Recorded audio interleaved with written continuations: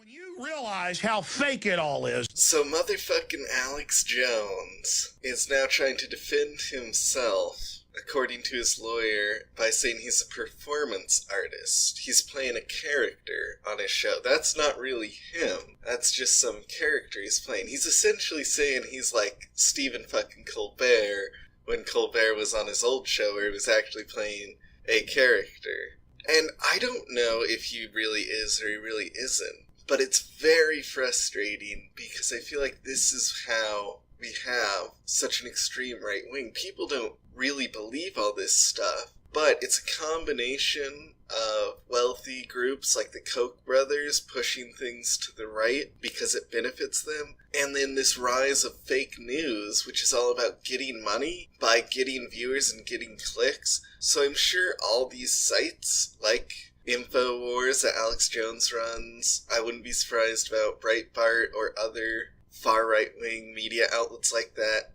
I feel like half the people behind them don't believe a single thing they say. They're just in it for the money, and somehow they're in like the most destructive industry out there. They're actively destroying our society. They're actively destroying our society by promoting these terrible views, and then it's self-reinforcing. Everybody out there sees them as like, okay, this is a real view, and a lot of people are like, hey, I believe that, or something close to that, and they start to follow it, and they start to believe more and more bullshit that InfoWars is feeding them, and it's literally warping their mindset. And then even for people who don't believe it, it sets the frame of reference. You're like, this is the most extreme conservative you can get. And what that means is when you look at other conservatives who might have used to have been really conservative, they're like, oh no, these guys are moderates now. Like Marco Rubio is a great example of that. Had Marco Rubio won and become president, he would have been